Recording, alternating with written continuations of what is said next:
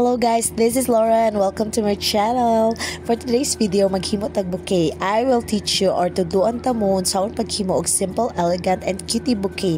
So of course, magsugod ta sa rose. So kailangan natay main flower guys. So muna akong main flower na pili ang rose, then natay pampas, misty, gypsophilia, and then napod ko ay pa-butterfly para cutie-cutie atong bouquet and magamit ta og floral foam. So iuna na ako og tusok ang rose guys, dara gid sa tunga kay para siya jud ang main attraction, and sunod ang pampas nato na pink, and then ang gypsophilia nato guys. Actually ang kaning nga bouquet guys, ang gusto nako ani is pinkish, medyo pink siya, and at the same time dark ang iyahang wrapper because gusto ko kanang musiga siya. Putangan ako siya lights later on. So, mauna siyang tingana akong gusto na color combination. So, very simple guys. Gitusok-tusok lang nato ang ato mga fillers sa gilid sa atong main flower, and then para walay chismis guys, gibutangan pod nako og floral tape ang stick sa butterfly para hinlo siya guys. So muna na siya, gibutangan na nako siya sa kilid para cutie-cutie nga murag na ay nito pa nga butterfly sa ato ang preserved na rose. Napod tay cloth nga snowflakes guys, nga ako alam pong napalit sa Shopee guys. Daghan na siya color guys, na ay red, blue, yellow, but I like white kay pwede siya sa tanan. So naa na ta sa wrapper guys, no, almost ready. So since medium size lang na bouquet ang ato ang buhaton guys, no, ato lang nang ikat-kat ang ato ang wrapper.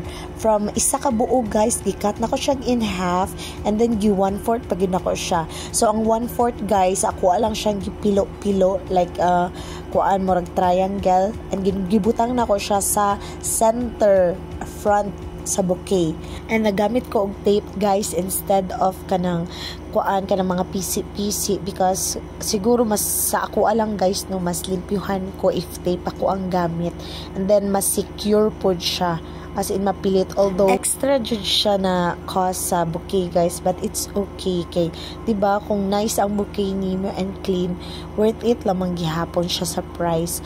So muna na siya guys, no, naa na ang ato ang center front, yes. Okay, sugod na pud tawag ka ng wrap sa iyang likod guys. So maguna na pud ko sa center back guys sa bouquet. So ako lang siyang gi-fold guys, no, as you can see kabalo na mo unsaon na siya. Okay, giuna na ko ang center, and then ang gilid guys, ibutang na to sa gilid niya nga murag bitaw dili siya naka-separate guys. Kailangan wala siya kanang murag space from the center kay nga, no, para dili siya ngilad tanawon.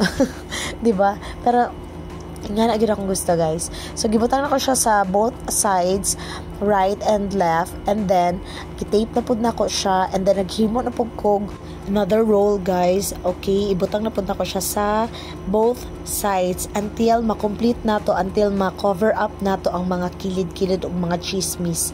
So ana ang ako ang gusto pod sa bouquet guys to, kay kanang actually ang design sa akong bouquet guys, ako adyo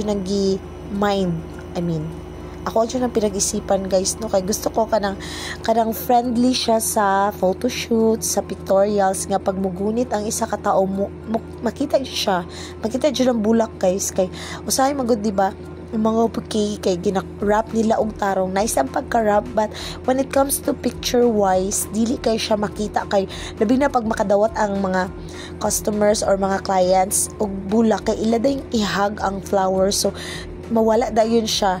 Kani siya kay dili man bisan pag ihag nila guys, kay open man siya, labi na ang iyang front open man siya, makita lang siya dayon. So pag pictorial na guys, nice kay tan-awon kay makita gyud iyang beauty. So as you can see, hapit na mahuman, na-cover up na nato ang gilid-gilid guys. O diba, gwapa na siya tan-awon guys. Actually na ako chismis sa inyo guys, no, na nag-order sa ako, and then ana siya sa ako ang pwede ma'am i-change ang wrapper kay ngilad magud ang black.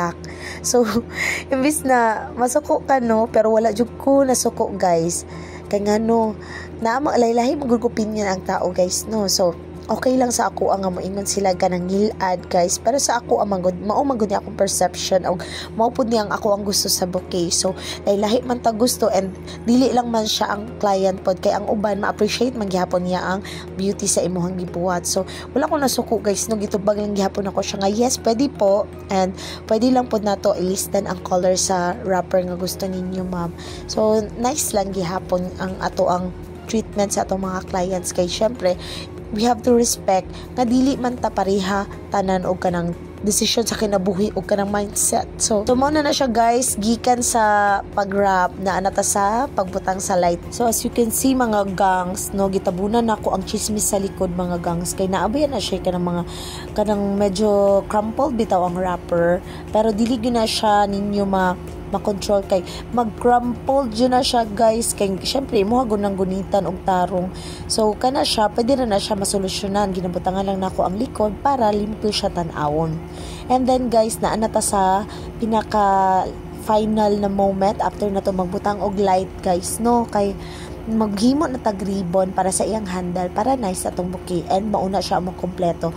Actually ang iyang handle pod mga gangs, no kay gibutangan pod nako, naglibog na ko gangs or guys, pero actually it's gang, no nakalimot lang ko char.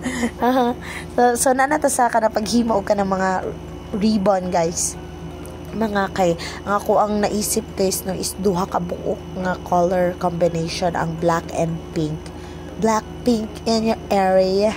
O diba? Ang butog tama ba to akong kanta guys, pero bahala na mo. Kamulay bahala na mo, problema na ninyo.